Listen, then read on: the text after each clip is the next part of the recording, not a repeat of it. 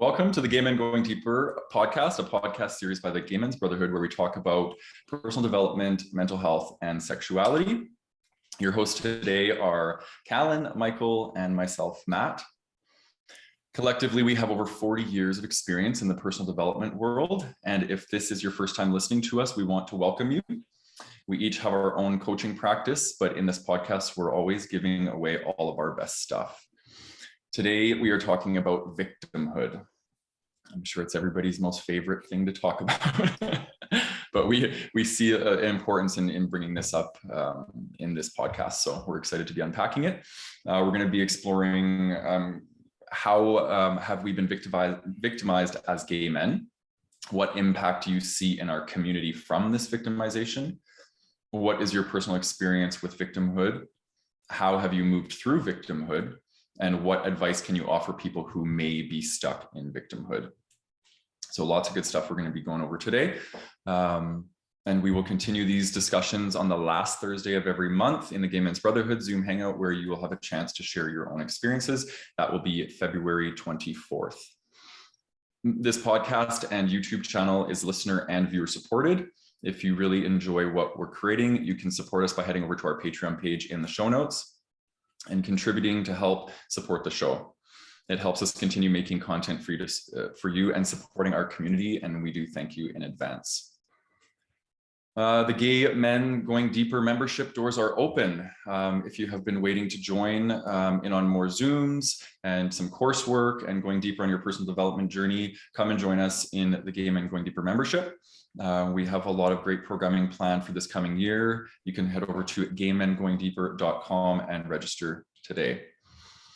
All right, so before we jump in, I want to read a review on Apple from Carl Richards. And he says, "Great insights. It's refreshing to hear a podcast that's real, griddly, and gets to root truth with suggested ideas and solutions to live the gay life."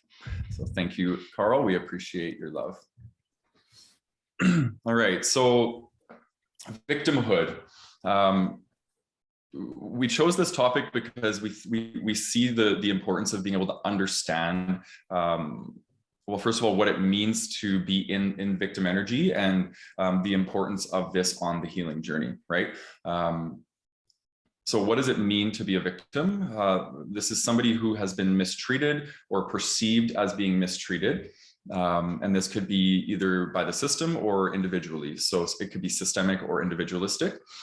These sorts of things can show up as like neglect, abuse, abandonment, oppression, or marginalization. So it could be homophobia, transphobia, or racism, shaming, being controlled, being lied to, being criticized, being denied access to human rights or privileges. So I first want to start off by just saying that this being in victimhood is very, it's a normal and a natural stage that we move through on the healing journey, specifically related to grief. When we are healing from grief, we often go through the first 3 stages of the grief cycle are going to often be associated with more of that victim energy. So the 5 stages of grief are going to be denial, anger, bargaining, or blaming. I like to kind of play with both of those. And then those are the first 3, which can often be associated with this victim energy. And then the last 2, depression and acceptance on the grief cycle, are usually when we start to move towards surrendering and forgiving, right? So it's important in the victim stage of the healing journey to allow yourself to feel what perhaps you didn't feel when you went through the traumatic or the experience where you experienced the victimization. Oftentimes when we're not aware of the needs that we had in the times when we were victimized or traumatized, we get stuck and we end up staying in the victim cycle, and we have a hard time getting out of it because we don't feel valued, we don't feel validated in our emotions. And that is usually the unmet need of victimization or staying in victimhood, is we don't feel emotionally validated. And so this is a big part of it. So it is normal, it is natural to go through this, but where it becomes problematic is when we linger for too long in this space and we don't we don't do the healing around it. We stay stuck in those first three stages, and usually blaming is a big part of that. And we make everybody else accountable for our suffering. And I think part of the healing journey of moving through victimhood is to take responsibility for our present, right? Knowing that maybe the things that happened in our past were out of our control, but we do have control in the present moment now. And that's when we start our healing journey, in my opinion. And we start to see great results when we move out of that victim energy. I want to say too that it does, victim energy, it can become a currency for people. We get some of us get our needs met, some of us get validated for, you know, like if something happened to us and we stay stuck in that energy of punishing other people for what they did, it can give us that power over, or that hands up in that. So we want to be really mindful of if we are using our victim energy as a currency to hold other people hostage and punish them for the things that they did, it's going to just keep us stuck again in that blaming cycle. So so let's move into the first question. How have we been victimized as gay men? I want to I'm going to pass it over to Michael, because I think yeah, I'll go last on the questions today. All right. Yeah, great intro, Matt. I think this is a really important topic, and for all the reasons you mentioned, I think, you know, it may not be the most fun, but it is probably something that's very necessary. And to be frank, something I don't see a lot of gay men in general talking about. So I'm really honored to share this space with you guys today and talk about it. Okay. First question was how have we been victimized as gay men? Yeah. So, I mean, take your pick. How have we not been victimized as gay men? I'm going to answer this first from the perspective of like the collective, looking back, right? So being victimized is part of our history as a queer people. And we're only now just beginning to shift that, right? And for thousands of years, queer people have been reviled by cultures all over the world. We've been dehumanized, imprisoned for centuries. In many places, even today, being gay is criminal, right? Just for being ourselves, right? In some cases, people today, like I want to reiterate, today, even in 2021, people are being killed, imprisoned for their sexuality. 2022, sorry. I don't know what year it is, guys. It is 2022. Thank you. Fact check. Yeah, and our entire political and economic system has been built on establishing us, queer people, and not just queer people, but any marginalized people as invisible and powerless, right? So it's not just gay men. It's a lot of people that are in this system where we are othered. You know, I grew up in the Catholic Church, so I was denounced as immoral and a sinner, just for being me. Even in police, so police have brutalized us and beaten queer people for, again, centuries, for a very long time, even today, still happening. And even in the not so distant past, if you look back at the AIDS crisis of the 80s, we were discriminated against, and people in power, this is not that long ago, guys, people in power did nothing for years to provide treatment, funding, legal rights for people who were dying. And so, you know, I was a kid growing up in the 80s and early 90s, and I remember thinking, you know, being gay is fucking miserable. I don't want to be this. This is terrible. So it's not even that long that we've kind of had these rights, only recently, and only in the Western world, right? So, you know, even today, it's still very hard for gay men to raise a family. It's hard for us to have children, or adopt children, rather. Even recognizing gay marriage is still something we're celebrating today, rightfully so. In Canada, it was 2005, which is relatively early, but it's only something that we're getting to now. So, you know, and again, hate crimes, we are the target of hate crimes all over the world, even today. And yes, even here in Canada, I know people think Canada is this beautiful human rights haven, and it is. I love it here, it is. But our shit stinks too. We have a lot of work to do here as well. So at the collective level, those are just some examples of how I think we've been victimized. At the individual level, I was kind of saying before how, you know, as soon as we're born, we are othered. We're born in this society hetero patriarchal society, and we have no choice. All of a sudden we're just put in this camp of, oh wait, you are not like the rest of us, you are othered. So I think being victimized can easily be part of our identity. And my mission as a gay man now in the present day, 2022, is to be part of the movement that changes that. And I think that's what all three of us are part of, and the Gay Men's Brotherhood in this podcast, is to empower people, especially gay men. Because if victimhood is, I would define it as the absence of power or powerlessness, then I think what I want to do is teach people how to be empowered. So I'm ultra passionate about it. And I'm looking forward to our chat here today, especially to get into these next few questions. So yeah, I answer that a bit from the collective perspective, because I think it is really important to understand that we are just at this far into changing the tide on what it means to be a gay man in a society where we don't have to fight for our rights. So that's where I'm going to leave it, and I'll pass it over to Callan. Wow, thanks for all that. There's a lot to unpack there, and there's a lot to unpack today. So I'm just going to preface with I'm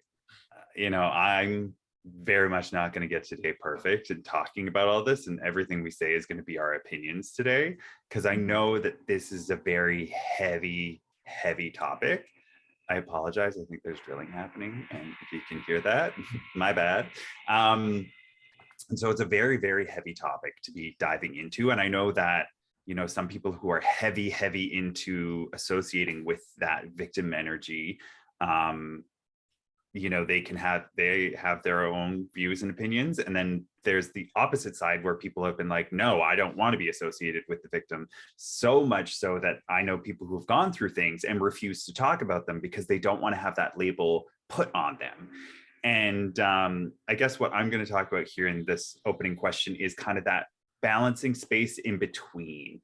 And I'm going to take back to actually what Matt, you said about, things happen to us in the past that weren't necessarily our faults, especially in our childhoods and our early, youth and teen years. But as adults, specifically adult men or adults, it's now our responsibility to look back at that and to be able to do the healing around those traumas. Mm-hmm. So can you all hear that drilling? Is it really loud? Just okay, minimally. If it was really loud, I'd be like, okay, let's stop talking. Because I can hear it like crazy. My building has been like drilling and doing work for the past 2 years, and I can't figure out, like, the building keeps denying it. We can't figure out where it's coming from. Like, it's been obnoxious. Anyways, diving back in. So when you come to this space, and I've come to these realizations recently where I really didn't want to be associated with victim energy, but almost to the point where, like, my pendulum was swinging too far to that direction of, like, I didn't want to claim anything. Like, I didn't want to associate myself with what had happened or what went on and all these other things.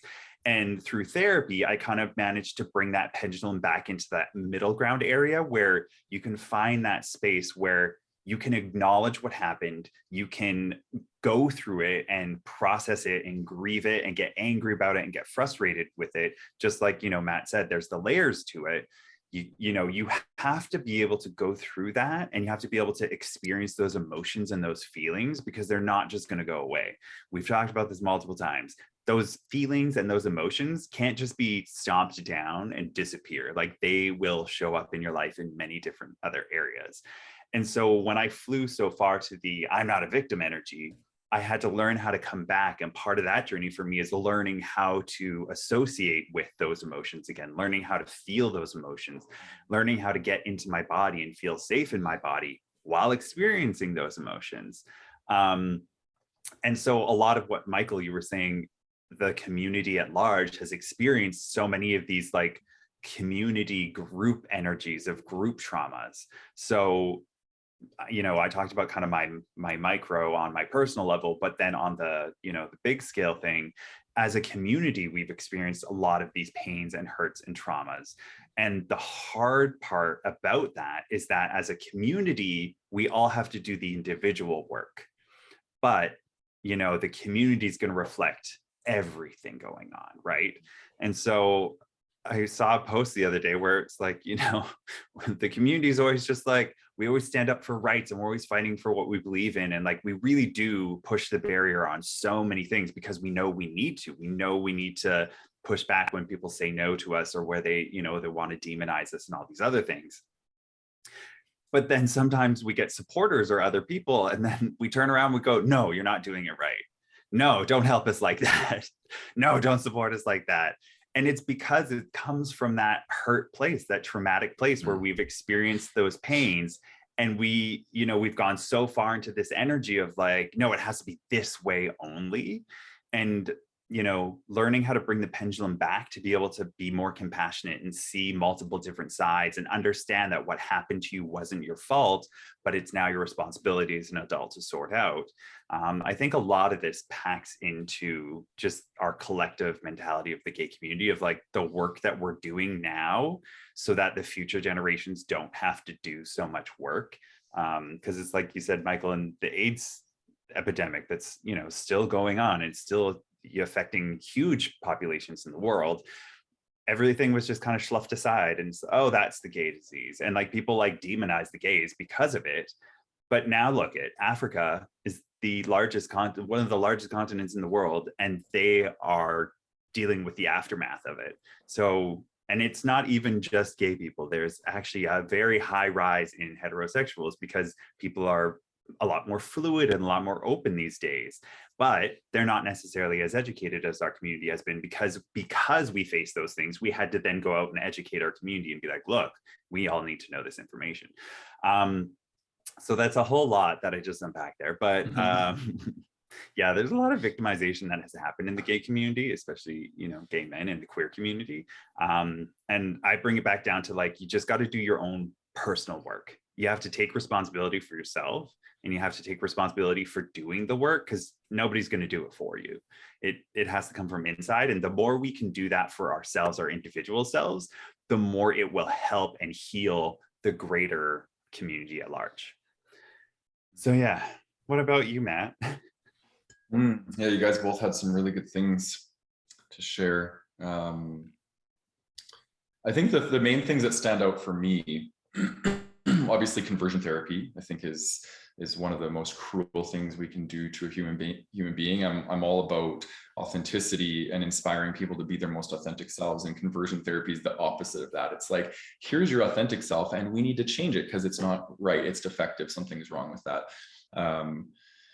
And I just think that what that does is it just tells us that we have to start rejecting ourselves, and we get shamed, and then we internalize shame, and then we shame others, right? It's just this really nasty, vicious cycle of shame, which leads to cruelty. And I think that the gay community has been victimized. Probably one of the biggest ways that I see would be like having to hide.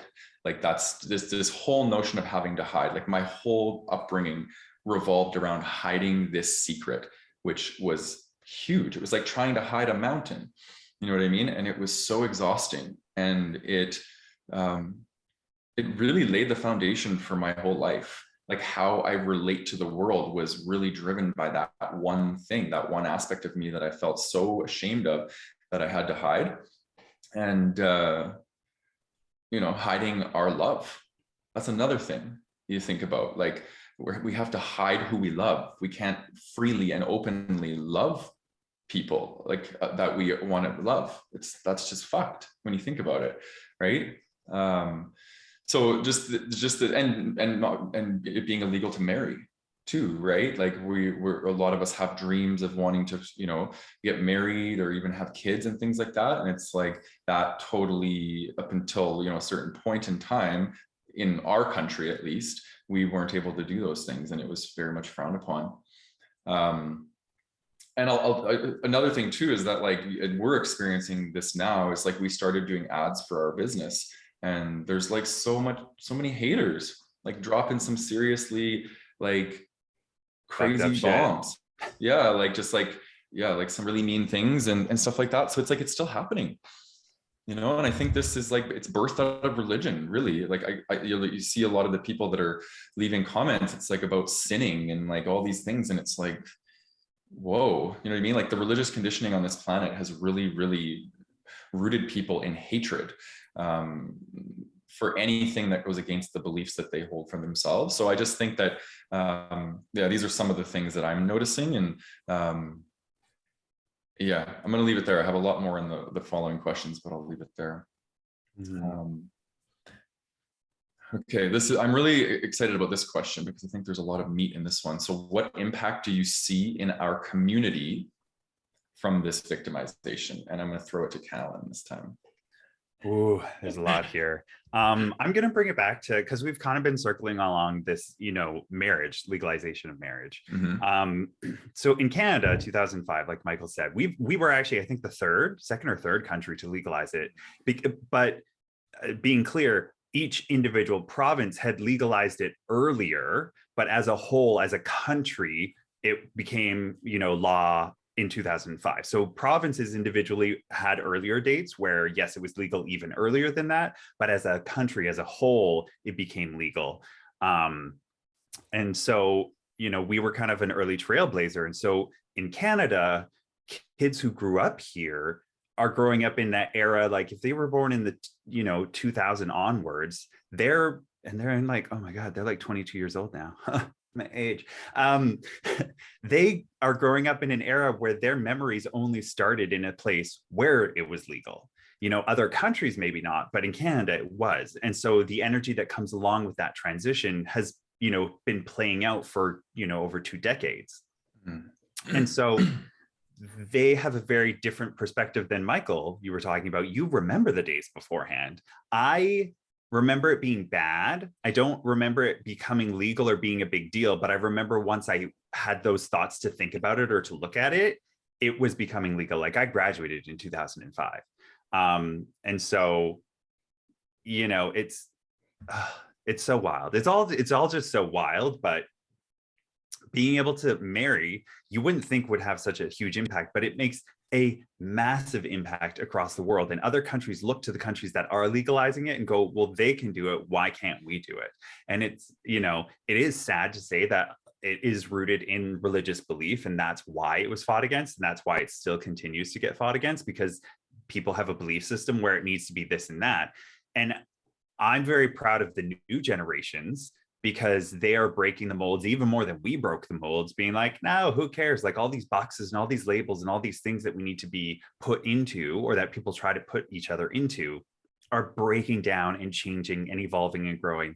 And I love that, because I love growth and evolution and change. Because if we're not here to do that, what are we here for? Like my belief is it's a giant school. We're here on Earth, and we're here to learn and grow and evolve. And if you're not doing that, then you're devolving and you're dying, basically. And so it has a huge impact in the community, because our psychological well-being around this topic in Canada is a lot more well-adjusted than, people over in the Middle East. And I'm going to use that example because I lived there for 5 years. The Middle East, it's still like, oh, are you a friend of Dorothy? Like kind of style. Like it's the old, like, 50s, 60s kind of, maybe even further back energy of like, oh, it's known about and people know about it, but nobody talks about it. And it's secretly accepted quietly, but out in public, absolutely not. And it's still technically illegal. You can still go to jail. In specific countries that they still can commit, murders, or what do they call honor killings? If you disrespect the family, they can honor kill you. And so it's messed up. And so the psychology that they grow up in is very different landscape than the psychology we grew up in Canada, being able to have these rights and these freedoms. And the impact of that on a community at large, it's kind of like, okay, well, we're really doing well over here in North America, westernized cultures like, UK, Australia, we still have our bags of shit that we need to deal with. But then we also have all of our community family members across the world in all these different countries where it's not accepted. And I think that social media and the online world is starting to change that rapidly. I think that, laws and governments take a lot longer to catch up, because to do any paperwork and all that, it's just like, you could give a company $1 billion to do one thing and another company $1,000 to do it, and they're both going to achieve it, but one's going to spend $1 billion and one's going to spend $1,000, right? It's kind of like that mentality with governments. It just takes so much more, so much longer to get it through all the paperwork and the processes. But once these kind of impacts start to change, the countries next to them start to evolve and start to change. And so I think the impact of this victim energy is,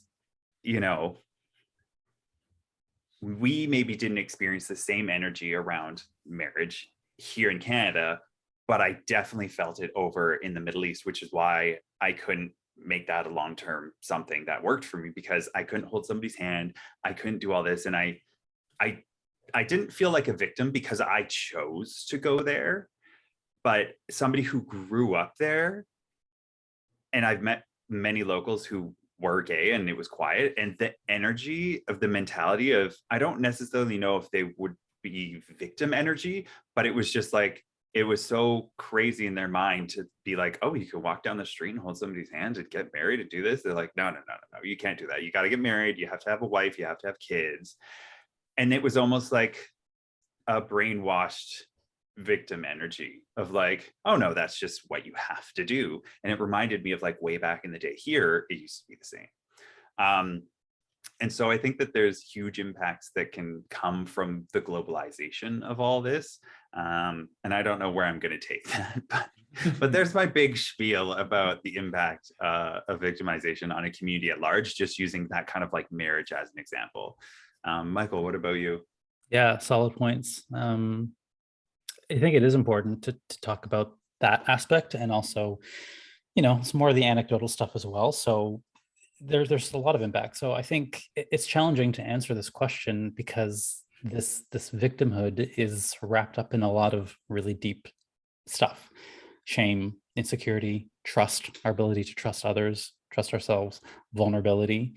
And this is a lot of the topics that people kind of have a resistance towards talking about. So I think that impact is kind of like what we talked about at the beginning, which was we internalize a lot of this stuff, right? So being victimized as a community or as an individual will do a number on your psyche, collective psyche and individual psyche. And trying to get to the bottom of that, trying to untangle that is it's an emotional minefield in there. What are these emotions we're dealing with? Where are they coming from? And then how do they manifest in your day-to-day life, right? So shame is not something that, like, most people, I think, just like, oh yeah, that's shame, I recognize that. That's not really not how that works. Maybe for us three, we can recognize it. Not even all the time, really. But I think we just know it doesn't feel good, or it feels heavy, but we don't quite want to go into it, and we don't quite understand how it impacts us. So I think, yeah, when we internalize that, and this is, I'm saying subconsciously, internalize that feeling of being powerless, right? So I'm kind of equating victimizing with powerlessness. We internalize that, and I think, in the next questions we're going to get a little bit more personal. I can share an example of that. But at the end of the day, there's a lot of pain inside of us, and whether we know it or not, as a collective community, I don't think, and this is a generalization, I don't think we've really gotten too far in learning how to heal that and how to deal with it. And that's why I'm super proud, again, to be part of this podcast and the Gay Men's Brotherhood, because I know that is part of what we do.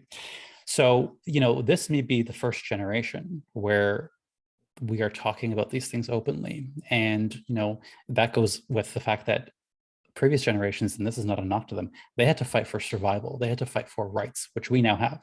So in having those rights, I think what's great about this generation is that, okay, we have them now. What are we going to do with it? And that's the important part. That's where we can start to look at, okay, we have been victimized as a culture, as an individual. What do we do with it? And that is the power, right, that we've talked about. So that's at the collective level. Again, at the individual, I think another way I see this impact a lot is in how we relate to others. So if you think about it, we internalize a lot of this stuff. We don't know how to deal with it. It just stays there unexpressed, and it bumps up with other people. how we relate to others, especially other gay men. There's that internalized homophobia, perhaps shame, all these different wounds that we are carrying, and they get triggered with other people. So I think, again, this is a generalization, but I do think gay men have a particularly hard time having healthy, secure relationships. And I think that we perpetuate a lot of these unprocessed emotions from being victimized in our relationships. And I'm speaking for myself as well, by the way. That has certainly been my pattern, still is, a pattern that I see coming up in my current relationship. So it by no means is something that I've resolved or figured out, but it is a commitment, I think, to continue to dive in, see, okay, here's where I'm feeling it's like I'm being victimized, or here's where I'm feeling shame, or my trust issues are coming up. Now it's my turn. So on that note, I'll pass it off to Matt. Oh, that's amazing. Today's We got some day, action hey? going on today. Yeah. Oh, that's great. So hopefully nothing starts on my end. All right. So I'm going to frame this in the context of trauma, because this is very alive. And I think actually I'll go back a bit.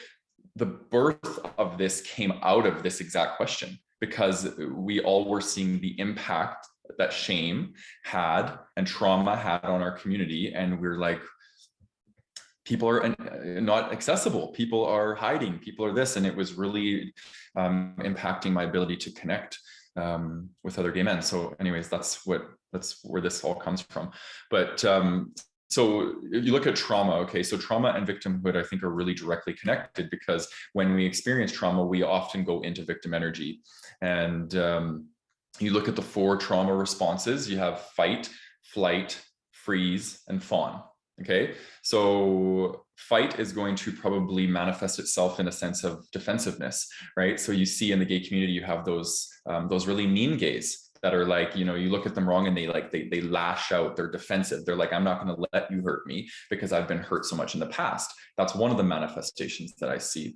And flight is another trauma response, and how that shows up in the gay community, I think, is people hiding, not willing to connect and put themselves in community. The lone wolf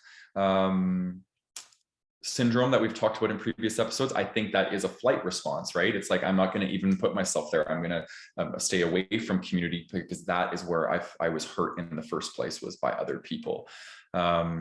And then the freeze response, you're looking at things like avoidance, emotional avoidance, dissociation, numbing, distracting, these sorts of things. So, and in my opinion, that is one of the fuels to us not being able to be intimate and be vulnerable, right? Because we are frozen out of our emotions. We're not allowing ourselves to feel, right? How can we show up and connect with one another if our emotions are completely stifled and disconnected from, right?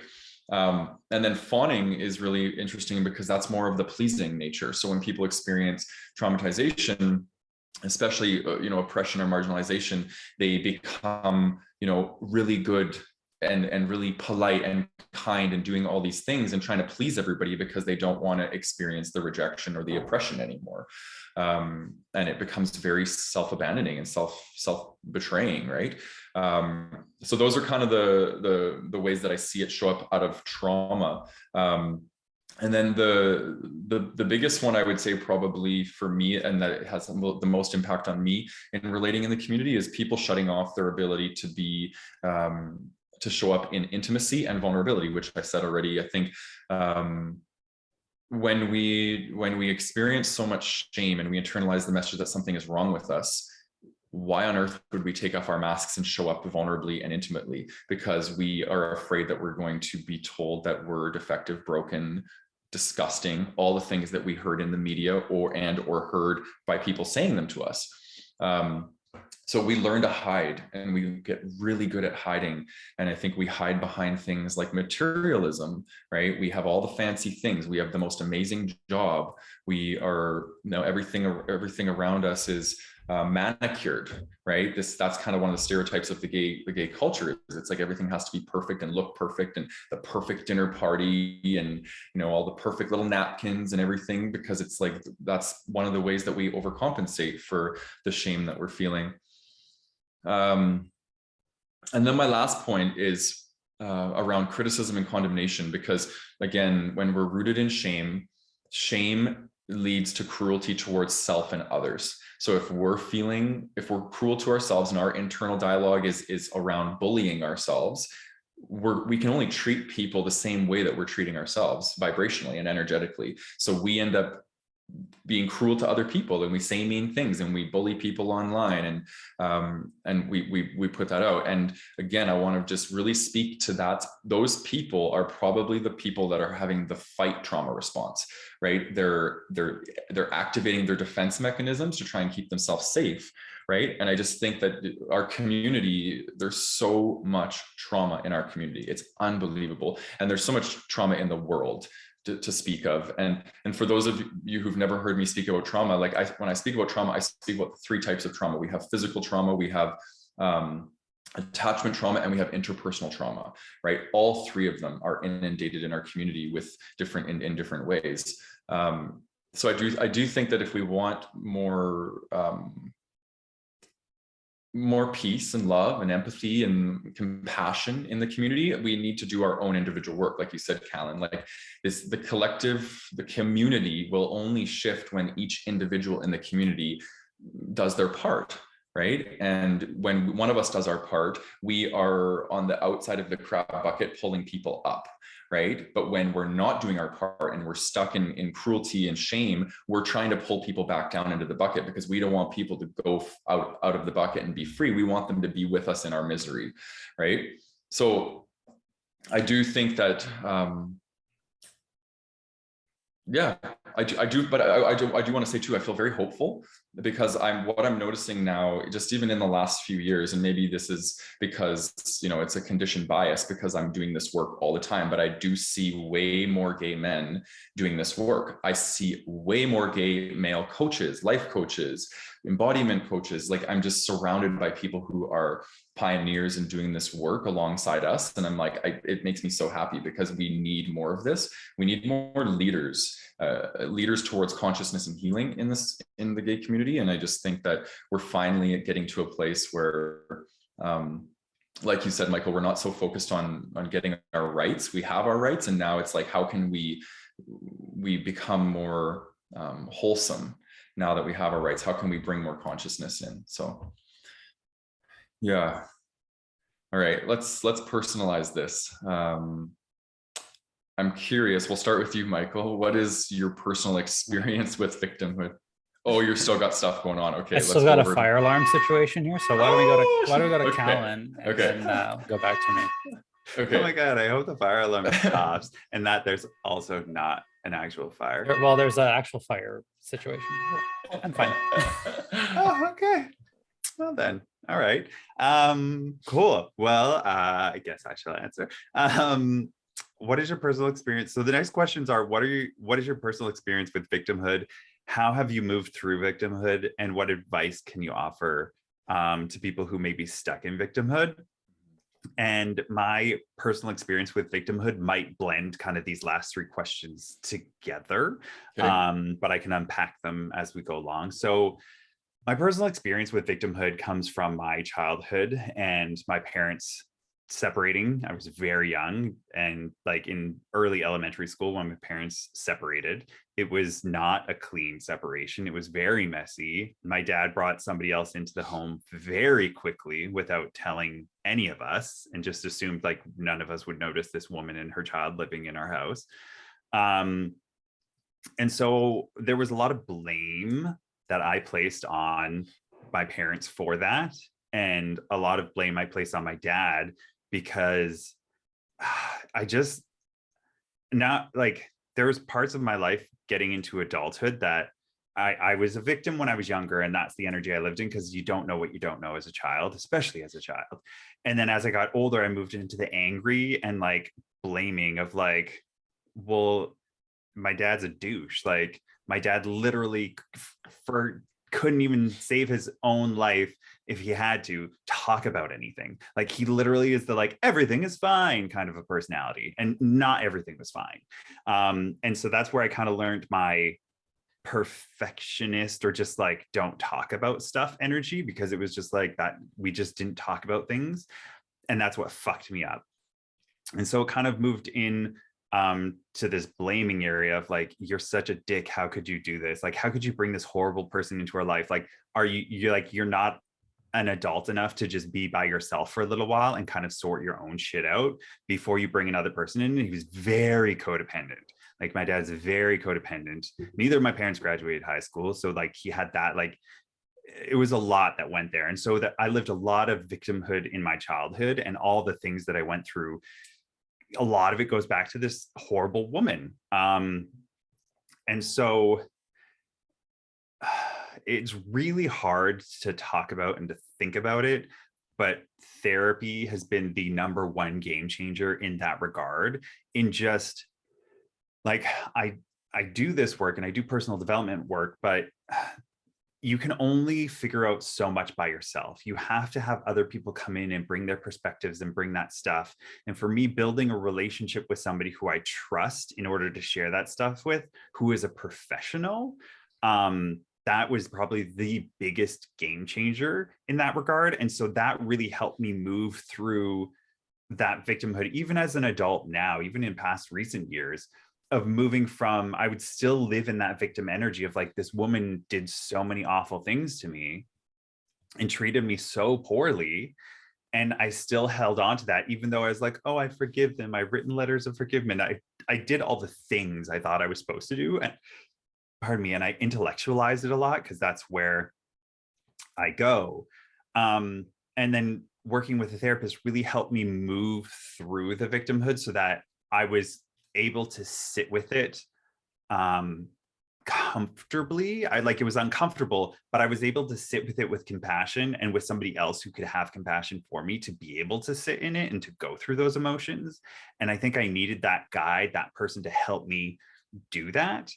And that kind of started unlocking things, which was amazing, but I still didn't quite understand, because I couldn't figure out how to switch my brain, because it would just, no matter how much work I seemed to be doing, it would always come back and I'd always be in the victimhood again, when it would really grate on me, or when I was down in my life, or when something was going on and it was heavy, all of a sudden I was the victim again in that energy. I'm like, can't I just fucking be done with this already?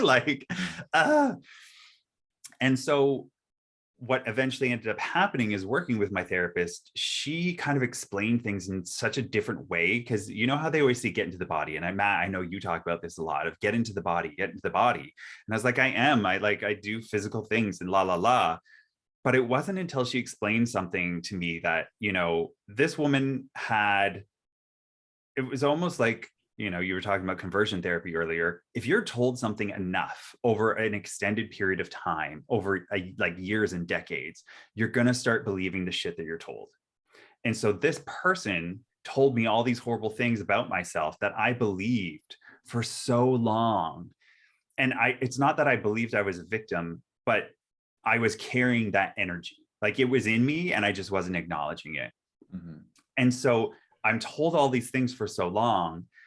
And then that voice that was hers starts to become my own internal voice. And it becomes the thoughts I think and the thoughts I tell myself. And working with my therapist, she recognized that I need to name that voice. And she threw out a name and I was like, that's actually her name. So I was like, so I'm not going to use that. But like now I can name it like, the bitch or whatever. And those negative thoughts that I have that aren't actually mine, but were drilled into me over time, I can now shift and go, no, this isn't actually my thinking. This is my pre-programming that I need to get out of. And also the other part that got added to that was to get into my body is when those thoughts come up, or that anger, that like instant anger, and that, because I'm a fight mode, that's what I usually default to. And when that comes up, I need to physically get into my body. And that means like going and doing like a strong yoga pose or something like that, that it takes me out of the energy I'm in, puts me in my body and grounds me there, because I've never felt safe in my body, because I've never felt safe outside of my body, because my life as a child was so up and down and all over the place.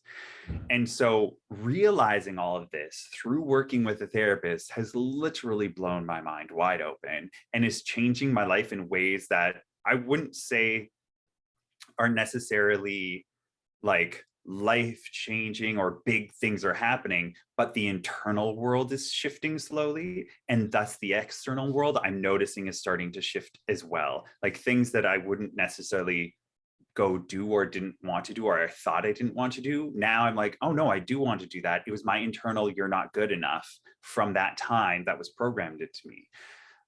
So that's how I've experienced victimhood personally. And that's how I've moved through it and how I continue to move through it. And then the advice that I would offer people is, I mean, I'll say it at the end again, but find a therapist.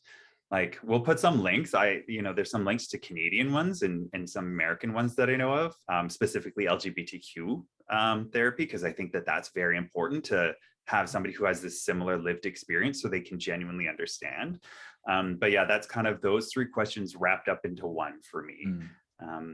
So now that Michael's got no alarm, let's go to him quick. Thank you. And thank you, Kellen, for sharing that. I know that that's something that you're a journey that you're on right now. So, thank you for your vulnerability, and that I think a lot of people will resonate with that. Okay, so yeah, the question, what is your personal experience with victimhood? I had a hard time with this. I really sat with this one for a while because Mother Teresa. One sec. Okay. Because like Callan was saying at the very beginning, I was one of those people who has a visceral reaction to this sense of identifying as the victim. Like I was like, no, that's not me. I'm all about empowerment. So I had a harder time figuring this out, but I will answer this in three parts. So I'm gonna answer this kind of in three separate perspectives, shall we say. So the first is from the perspective of me as a child. In that, she's finishing up. In my childhood, I was, like a lot of people, I think, bullied or mocked. For me, the thing was, I was the youngest kid, first of all, in my family. My older brother was athletic and muscular and all those things a good boy should be. I wasn't. And so, plus I was just a shy kid from as long as I can remember. I don't know where that comes from, but I just was. So I remember being bullied at school. Then I had an older sister who went to my school. She's 7 years older than me. And I remember, like, this must have been grade 1 or even less than that, but she had to come to my defense. I remember she had to come to my defense on the schoolyard. And from that moment there, that's the first time I remember adopting the belief that I can't protect myself. And that really stuck with me for a very, very long time. Like, I needed other people to come to my defense, or if I was ever feeling victimized, I would need someone to come to my defense. And that perpetuated this belief that I couldn't protect myself. And that stayed with me, for a while. So even as I grew up, that I didn't realize this, of course, but that stayed with me. Even within my own family, I was mocked. I don't know if I'd call it victimized. I guess in a sense it was like a psychological, but I was mocked, right? As being soft, as being sensitive, all these things. I was teased because I wasn't, oh yeah, Michael, he's not gonna play with us. He's gonna just stay at home with grandma, whatever. So that is how it showed up as a child. As an adult, here's the second perspective. As an adult, I think what I've learned is the difference between being victimized and feeling victimized. So it is a perception, and sometimes we actually are victimized. People take away our power. Yes, sometimes it is a perception of being victimized. And I think that is a very, very, very important distinction that I have come to realize. And I will say this, luckily for me, I'm very grateful that in my adult life, most of my victimization has been a perception of it. So I notice it happening when I feel myself getting defensive, when I get this fight. Matt, you talked about the responses. For me, I think historically it's been flight and still is, but for me, I have this sense of wanting to fight, wanting to justify myself, wanting to justify my actions, my behaviors, my words, whatever. And when I see that happening, I'm like, okay, I'm probably feeling like someone has intruded on me or done something to victimize me. And that's where I can kind of go within, talk myself out of it a little bit, and then realize, okay, what's really going on here? And that, I think, is a very important skill that I would really love a lot of people to learn, which is the difference of actually being victimized and the perception of it. And then finally, and this is, I think, the one that's most important for me, is how I victimize myself. And this is big for me. And I've talked on this podcast a lot about that inner critic, the judgmental version of me, the perfectionist, everything that, we talked about earlier and on many episodes. That part of me still is in there, and he still does want to shame me and criticize me and all the things. And I've been a victim of my own limiting beliefs. I've been a victim of my own stories, a victim of my own shame. I've been very nasty to myself. I have hidden, I have argued against things, I've blamed others, I've blamed society, I've been defensive, all these things. But when I look at it and really boil it down, a lot of that has been because of myself. Every victim needs a villain, right? Can't have one without the other. And sometimes there's a very clear distinction, victim villain, but sometimes it's within. And I think that's for me, has been a very effective place of my own growth, is realizing where am I the villain for me, and how am I victimizing myself. So that's, I think, where I want to leave it for now. And then in the next question, we'll talk about how we move through it. But I think those are the three ways that it's played out in my personal life, with my childhood, in my adulthood, and even within my own psyche. Thanks for dealing with the sound in the background there, guys. It's all good. It's probably louder for you because it was obviously, you could hear it, but it wasn't like crazy. Thanks for both your guys' sharings. I always love hearing and like experiencing your guys' vulnerability. It's really beautiful. So I've kind of had an interesting experience with victimhood. If you were to ask me 2 years ago if I was victimized, I would have been like, definitely like not, right? I kind of took on the whole like dissociate, don't let people know that they've had an impact on you. That was a huge defense mechanism I had. I never would let people know that they got under my skin. And my most recent awakening, it brought me towards humility, which I was able to start to admit to people that they got under my skin. And right, we can only really heal when we allow ourselves to feel the triggers that are trying to penetrate us. And but what I've learned is I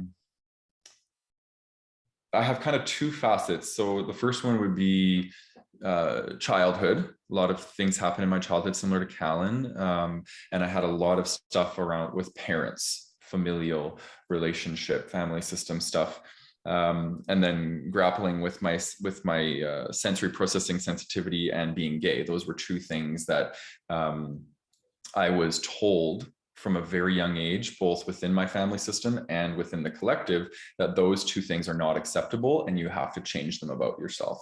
And that was the victimization really that I experienced. I experienced a dissonance between who I am and who I thought I had to be. And that space in between those was so wide. And I did everything in my life, every choice revolved around not letting people see my authentic self. And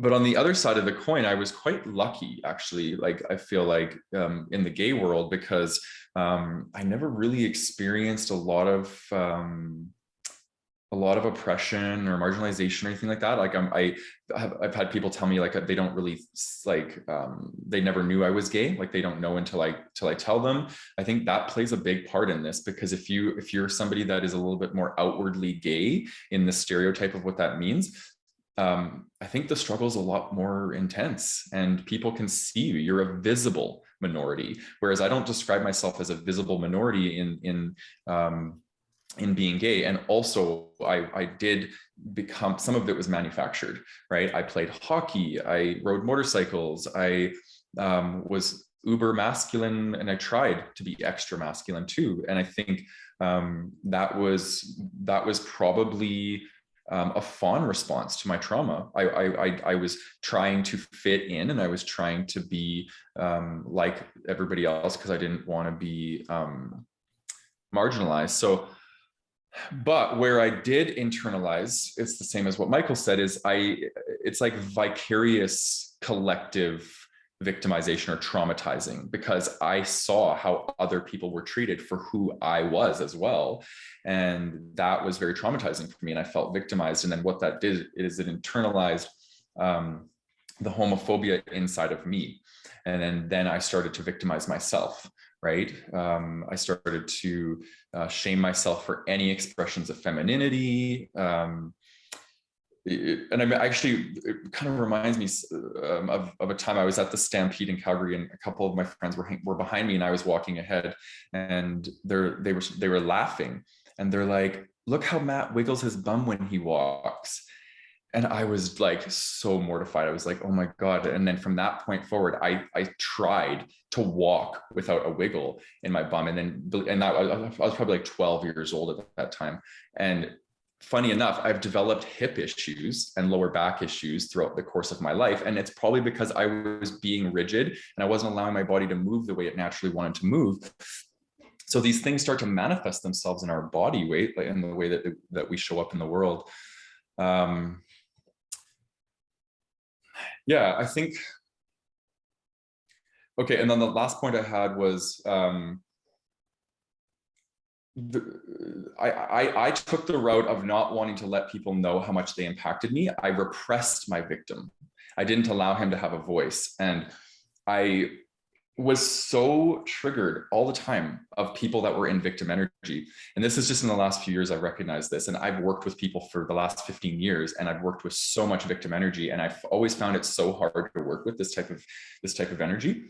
And even in the brotherhood, when we first started, and all this stuff coming forward around victim energy, it was so triggering for me. And I'm like, why is this so triggering for me?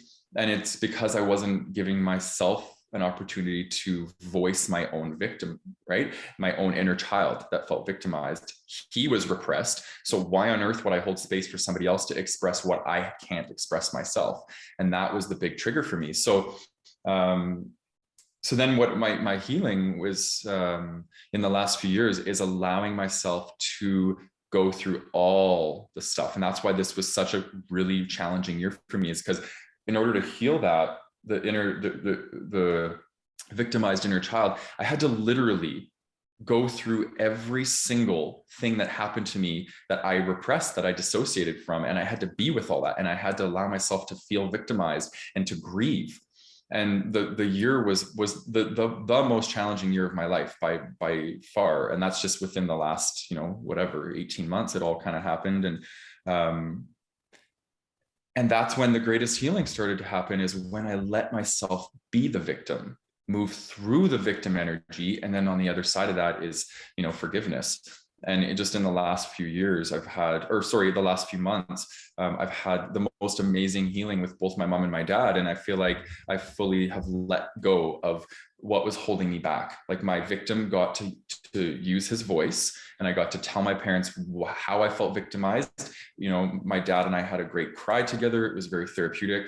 And it's almost like me allowing myself to be the victim and move through that energy. It allowed me to stop holding my parents hostage for my life and my suffering, right? And I was started to take accountability and responsibility for my own stuff. And then I started to notice this emotional maturity coming through, and the humility coming through, and the empathy coming through. And so, yeah, I just think that the growth that can happen by honoring the victim is just profound. It's so profound. So I wanted to share that. Okay, so the last two questions. How have you moved through victimhood? So is there anything, I'll turn it to you, Callan, is there anything you feel you want to add to what you shared before? Yeah, it'll be quick, just because I know that I already kind of wrapped that up in a nice bow. But I'll piggyback off of what you just said, Matt, because I also have gone through a big healing with my mom.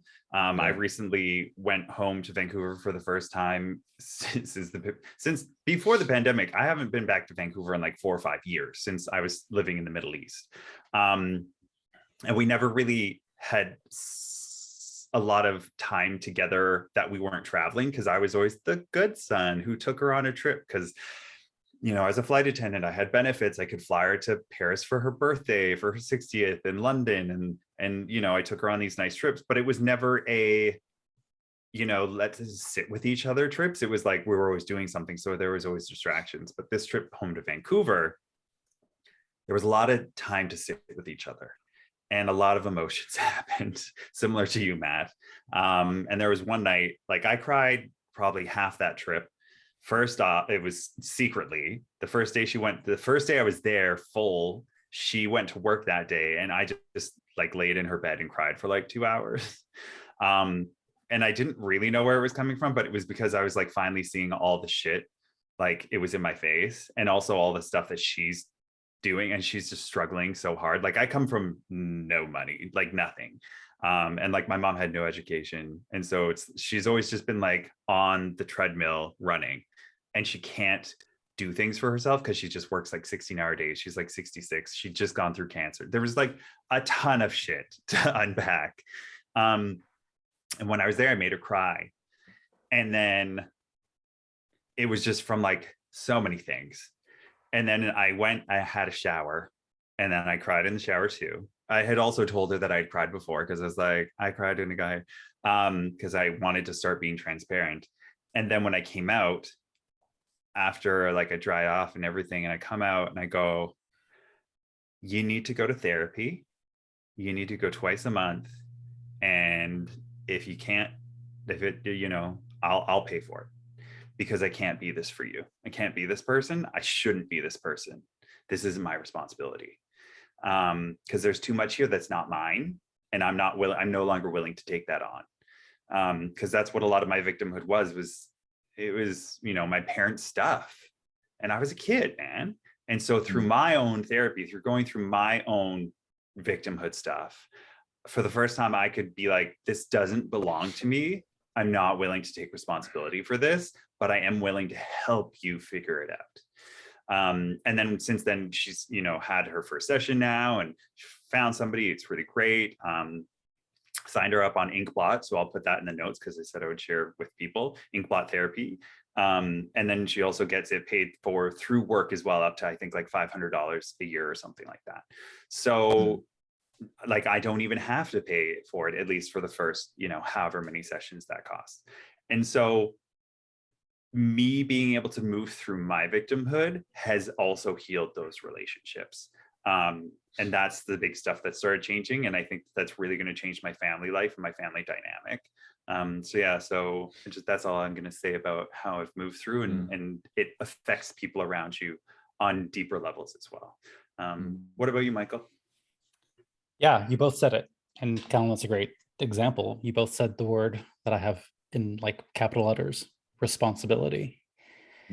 Knowing where your responsibility ends and someone else's begins, and vice versa. Boundaries, if you want to call them that as well.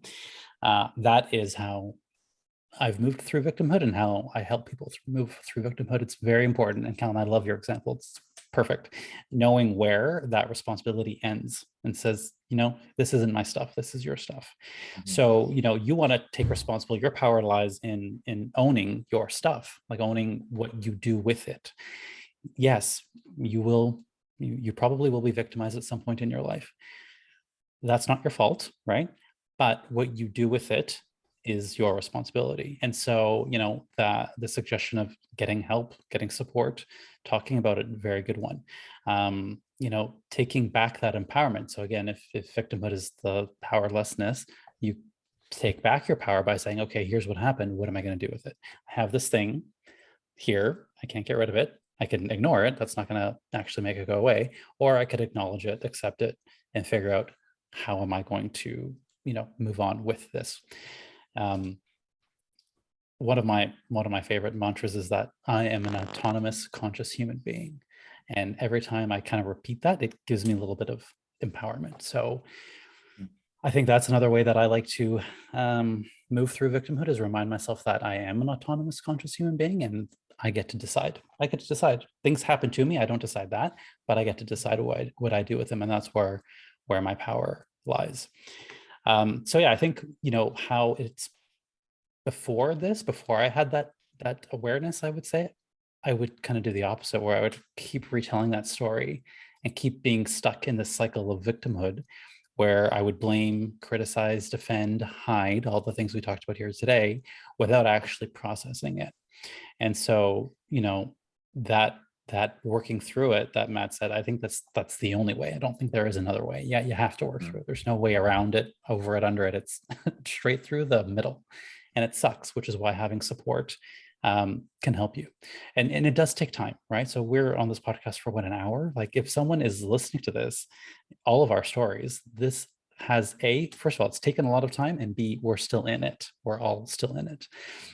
So, be patient, be compassionate, be curious instead of judgmental. I know that's a big one for me. So I think those are some of the ways that I've worked through my victimhood, and how I've seen it help others as well. Thanks, guys. I spoke to some of them already that I had on my list of things I wanted to talk about, but there's one I didn't, and calling out my ego. This was probably the biggest one for me, because I experienced trauma when I was younger. All of those responses, I moved through all of them, all 4 of those responses. And then the ego plays into every single one of them. And we develop these ego defense mechanisms like denial, projection, blaming, minimizing, rationalizing, intellectualizing, dissociating, right? All of them. I played out all of them. My ego was so cunning. It could navigate everything. It was perfect, but it was keeping me in here, and it wasn't allowing me to get into my body where the healing had to take place. And my ego became, well, it was my greatest asset for a lot of my life, and I have a lot of gratitude for that, because it allowed me to keep myself safe. But I got to a point where my ego was becoming a block to my healing. So calling out my ego meant I had to get real with myself. And thanks to you two, and like Reno and Benoit and all the guys in that period of my life that were reflecting back to me, just constantly mirroring me and triggering me, and allowing me to soften my ego, allow my ego to become more flexible. That's when I started to realize, oh yeah, I'm projecting, or oh yeah, I'm denying, or oh yeah, I'm minimizing, I'm doing all these things. And then I had to call myself out, catch those things. And then once I stopped engaging in those patterns, I was able to connect into the felt sense of it. And then that's when I connected to my inner child. And that's when the healing started to take place. So you're right, Michael, this is it's a process.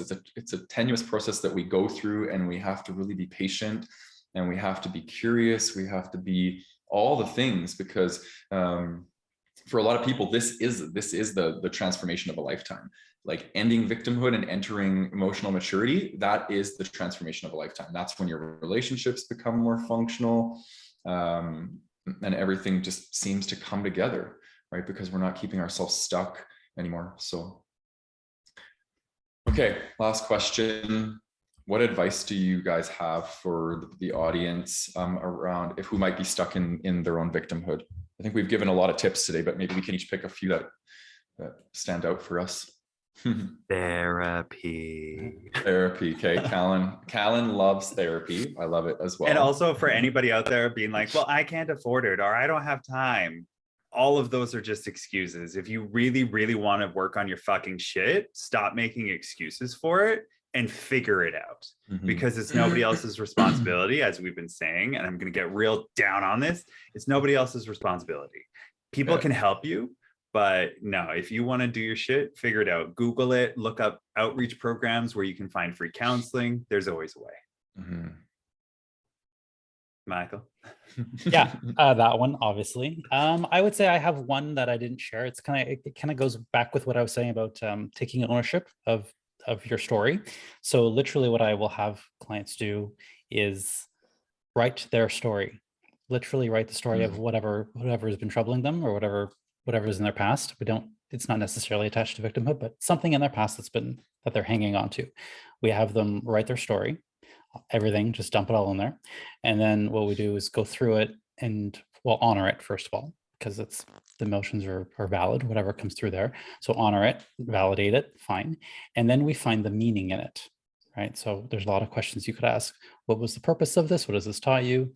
Those kinds of things.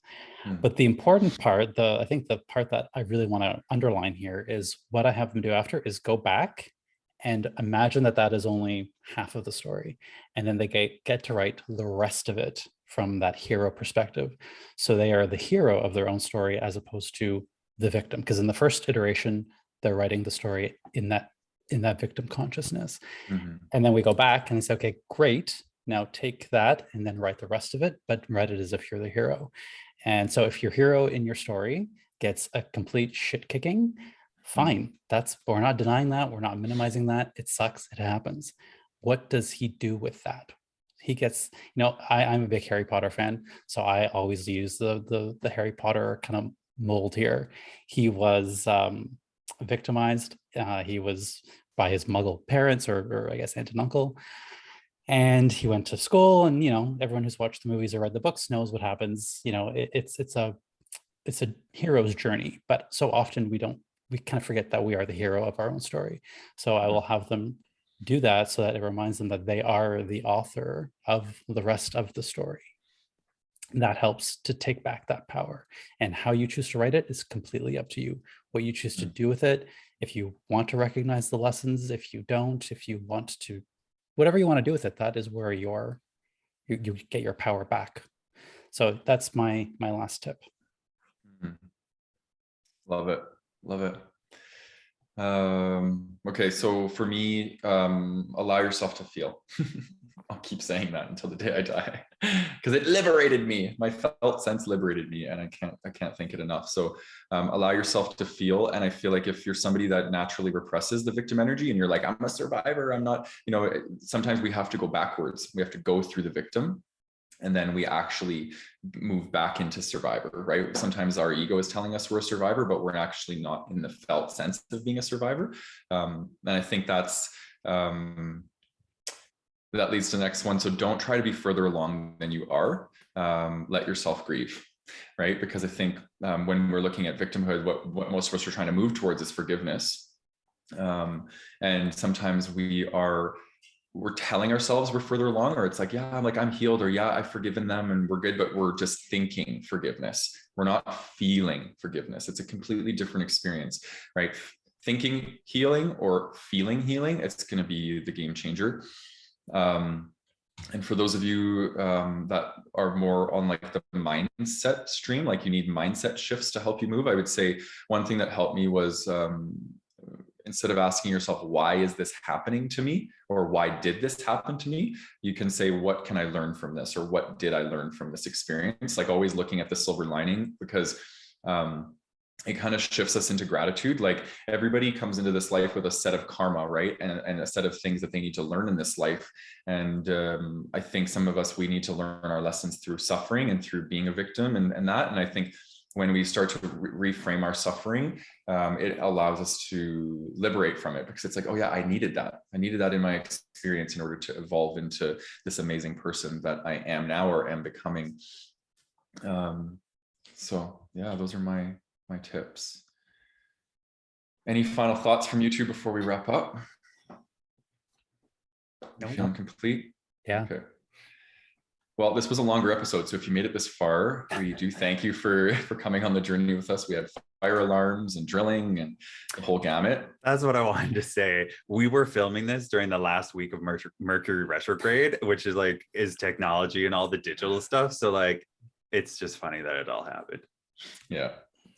But hey, it's real. It's authentic what we're delivering to you guys. So that's what it's all about. And I want to take a moment to just welcome all the new people to the Gay Men's Brotherhood private Facebook group. We've had a lot of new people joining recently, and we want to welcome you if you're tuning into the podcast. So yes, great to have all these new faces in the community. And if you are watching on YouTube, please subscribe and hit the bell icon so you'll know when we get upload a new podcast each week. And please comment on our YouTube, because we use them for reviews, and we also try our best to respond to all the comments that come through. And if you're listening on your favorite podcast platform, please leave us a star rating, preferably 5 stars, and also a review, because we use those in here as well. So yeah, much love. Thanks for your vulnerability today, boys. I appreciated that. And I look forward to the next episode, which will be forgiveness. Can't wait to talk about that one. All right. Bye, guys. Bye.